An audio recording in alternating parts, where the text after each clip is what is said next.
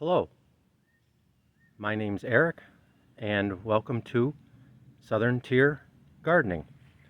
I've been working in the garden today and got thinking it would be a good time to shoot a video. There's some things that have been happening these past couple weeks in the garden that I think are worth showing you guys. So I'm going to do a full garden tour, talk about what I've been harvesting this week, and I'm going to talk a little bit today about gardening year-round and the planning that goes into that. So, okay, let's get started here. Right over here in the herb garden, I started with, these are some tomatoes that I harvested this week. My tomatoes have pretty much finished at this point. Most of my tomato plants are now dying. They've stopped producing fruit or flowering, so this is basically going to be my last good harvest of tomatoes. But I started putting them right next to the basil here because basically these past couple weeks I've been eating something as far as a recipe with tomatoes and basil. It's just that time of year. It's just awesome. This is a highlight of the gardening year, is when I can use recipes or make things with homegrown tomatoes and fresh basil. Oh, it's my favorite. So not much new over here in the herb garden. I do grow geraniums. They really like the hot summer heat down here. This flower in the middle, these are zinnias. I've talked to you guys about planting flowers to attract bees to the garden. It's always a good idea. This little flower down here is called a dahlia. So, but not a lot of changes over here in the herb garden. My cayenne pepper plant is still growing real well and producing peppers. You can see there's lots of red peppers on there. I could probably harvest some of these today or tomorrow. So, okay, that's the herb garden. Now we can make our way over here to the summer garden. And this is the garden that it's really starting to come along. I'm just really pleased with how everything's looking over here. As always, if you look to the left here, those plants that are getting pretty tall now, this is my row of Clemson spineless okra. You can see these plants are getting to be about 2.5, 3 feet tall. I have a 20-foot row planted of okra. You can see how the pods grow on these plants. These plants really aren't fully mature yet, so I'm getting like 1 or 2 pods per plant.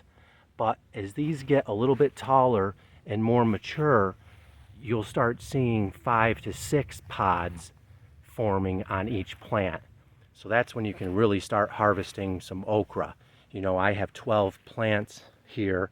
You know, you start getting 5 off of a plant, there's 60 pods of okra right there. So pretty cool. I just love it. I like okra. I like it sliced, batter fried, you know, dip it in dressing.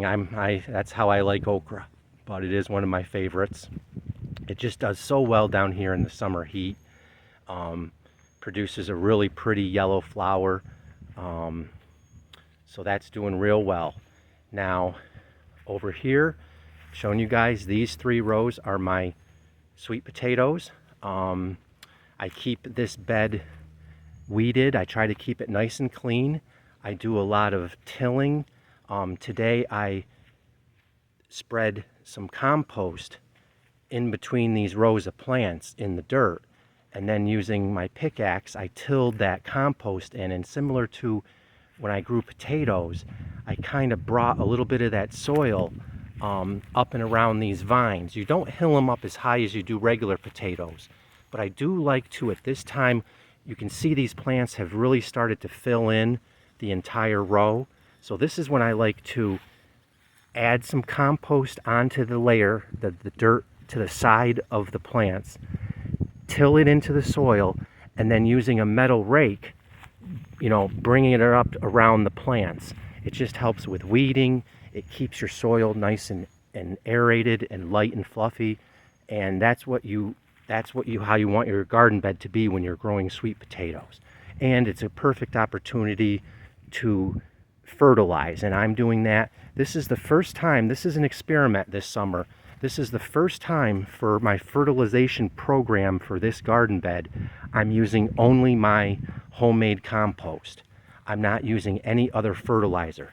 So I'm experimenting and seeing if I can successfully grow these crops and if they get enough nutrients from only using my homemade compost.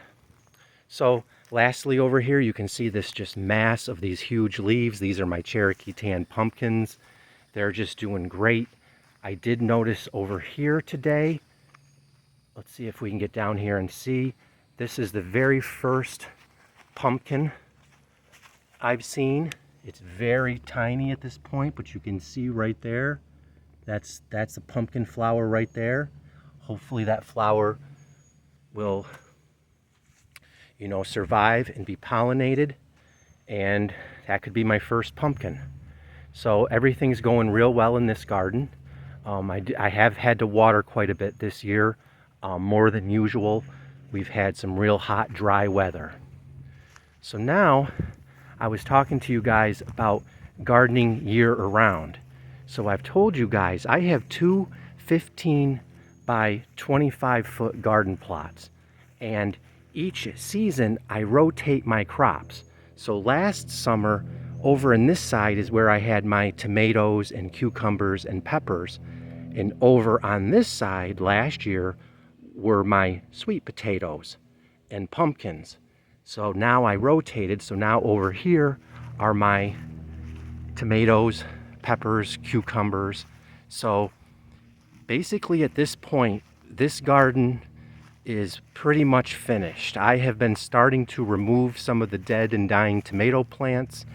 Nothing in here at this point is producing fruit. Well, one exception, my eggplant. And eggplant are known to be very heat tolerant. So if you look at these eggplants, they're still just growing taller, producing flowers. They do like the heat.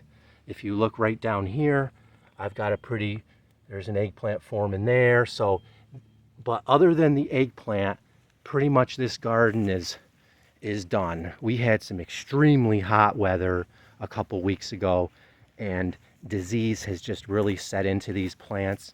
If you look, this is what I've talked about. You can see how these plants are just brown and dying. That's from just and the yellowing. Look at the yellow spots, the brown spots. If you guys can see that leaf, that's classic disease, and that's what basically kills these crops for me. So now I have a decision to make, and this goes back to what I was talking about gardening year round. In the next week or two, I'm going to be removing all of these plants. So I'm going to have most of the month of July, August, and September before I plant my next crops in this garden bed. So I have to constantly be thinking ahead. So I have a few options. I could tarp the garden bed. What I don't want to do is just leave the soil open and exposed. That's a recipe for weeds to overtake your garden. So I'm either going to plant a cover crop, a warm season cover crop on this side, or I'm going to tarp it. But basically all my attention moving forward will be to improving this soil.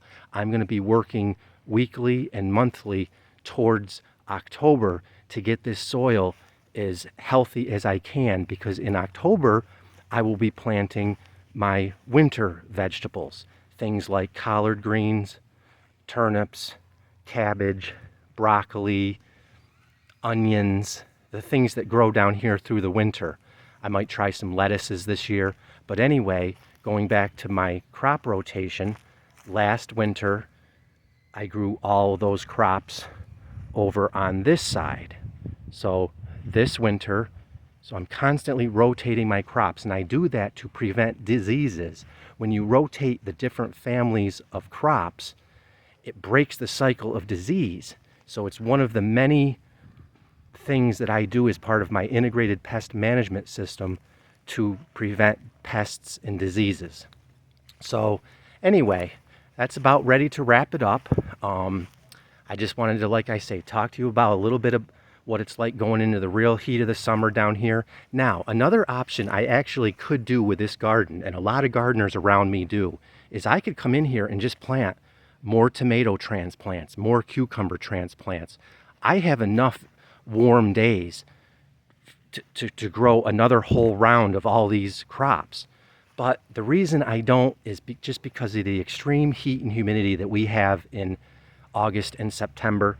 It's just brutal. It's very challenging to get the work done in your garden that you need to have a successful harvest when you're dealing with heat indexes in the hundreds. So I do take a rest in July, August, and September, and I just kind of let my sweet potatoes grow. I let my okra go, and I kind of just put this garden bed to rest. But like I say, I'm leaning at this point of trying to sneak a warm season cover crop into this bed. But I'll certainly keep you guys posted on the next video to get you up to speed on that.